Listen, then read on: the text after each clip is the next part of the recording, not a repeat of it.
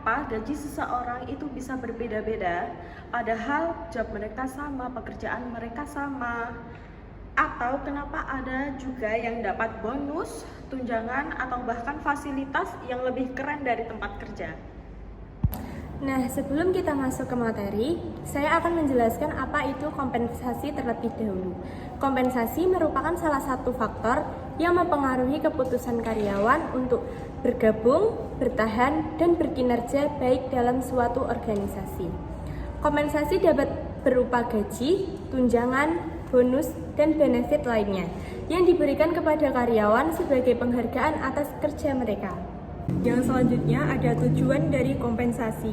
Tujuan kompensasi adalah memberikan penghargaan yang adil kepada karyawan atas kontribusi mereka kepada suatu organisasi. Di antaranya, yang pertama ada menarik dan mempertahankan tenaga kerja yang berkualitas. Kedua, meningkatkan motivasi dan produktivitas karyawan.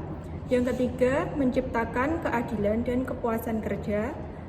Lalu menurunkan tingkat turnover atau keluar masuk karyawan, dan mendukung keadilan internal dan eksternal yang sesuai, serta menciptakan rasa adil antar karyawan di dalam usaha dan bersaing secara sehat dengan pasar tenaga kerja luar.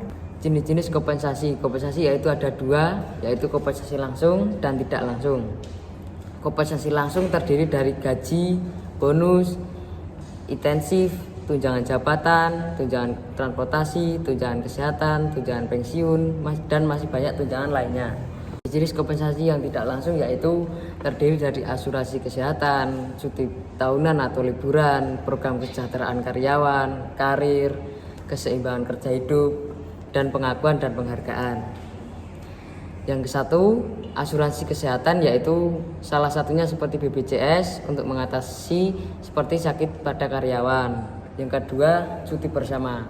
Cuti bersama yaitu yang dilakukan cuti yang di luar tanggalan nasional. Yang ketiga yaitu program kesejahteraan karyawan. Program kesejahteraan karyawan yaitu seperti kenyamanan karyawan pada perusahaan tersebut. Yang keempat, karir. Karir yaitu seperti jenjang masa depan karyawan tersebut. Yang kelima, keseimbangan kerja hidup. Keseimbangan kerja hidup yaitu semisal kerjaannya berat, mungkin upah karyawan seimbang dengan kerjaannya. Yang keenam, pengakuan dan penghargaan. Pengakuan terhadap jabatan satu persatu seperti manajer, kepala toko,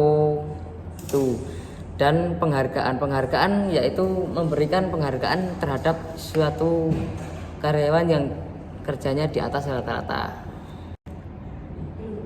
Faktor-faktor yang mempengaruhi kompensasi yang pertama yaitu penawaran dan permintaan tenaga kerja. Jika tenaga kerja langka, gaji cenderung lebih tinggi. Yang kedua, serikat buruh atau organisasi karyawan. Serikat dapat memperjuangkan kompensasi lebih baik bagi anggotanya. Yang ketiga, produktivitas kerja karyawan.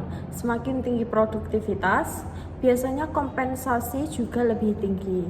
Yang keempat adalah ketersediaan dan kemampuan perusahaan untuk membayar. Gaji tergantung kondisi finansial perusahaan. Yang kelima ada biaya hidup atau cost of living. Kompensasi disesuaikan dengan biaya hidup di suatu daerah. Yang keenam, ada peraturan pemerintah dengan undang-undang dan kepres. Undang-undang dan kebijakan pemerintah memengaruhi standar gaji. Yang ketujuh, ada posisi jabatan karyawan. Semakin tinggi jabatan, biasanya gaji juga lebih besar. Yang kedelapan, ada pendidikan dan pengalaman kerja. Karyawan dengan pendidikan dan pengalaman tinggi biasanya menerima kompensasi lebih besar.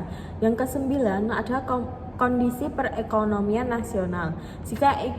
Jika ekonomi membaik, perusahaan cenderung mampu memberi gaji lebih baik. Yang ke-10 ada jenis dan sifat pekerjaan. Pekerjaan yang berisiko tinggi atau membutuhkan keahlian khusus cenderung dibayar lebih tinggi. Yang selanjutnya ada strategi kompensasi.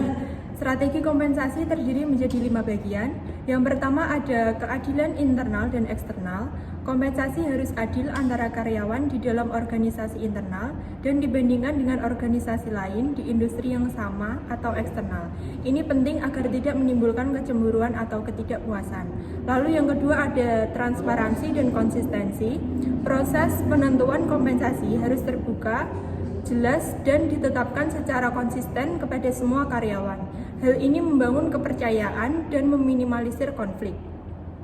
Lalu yang ketiga, ada keterkaitan dengan kinerja. Kompensasi diberikan berdasarkan hasil kerja dan pencapaian. Sistem ini mendorong motivasi karena karyawan merasa dihargai sesuai kontribusinya. Lalu yang keempat, ada fleksibilitas dan adaptabilitas. Strategi kompensasi harus mampu menyesuaikan diri dengan perubahan kondisi organisasi, ekonomi, dan kebutuhan individu karyawan. Lalu yang terakhir ada kepatuhan terhadap regulasi. Kompensasi harus sesuai dengan hukum dan peraturan pemerintah yang berlaku, seperti upah minimum, tunjangan, dan perlindungan karyawan. Dari materi yang sudah dijelaskan tadi dapat disimpulkan bahwa kompensasi merupakan faktor penting dalam menjaga motivasi, produktivitas, dan loyalitas karyawan dalam usaha makanan. Kompensasi yang adil dan sesuai dengan tanggung jawab kerja tidak hanya membantu menarik tenaga kerja yang berkualitas, tetapi juga menciptakan lingkungan kerja yang sehat dan kondusif.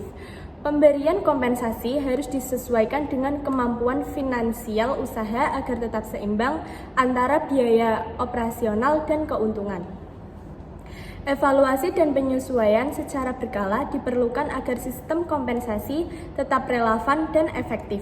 Pemberian kompensasi harus dengan kemampuan finansial agar usaha tetap seimbang antara biaya operasional dan keuntungan. Evaluasi dan penyesuaian secara berkala diperlukan agar sistem kompensasi tetap relevan dan efektif. Sekian dari saya.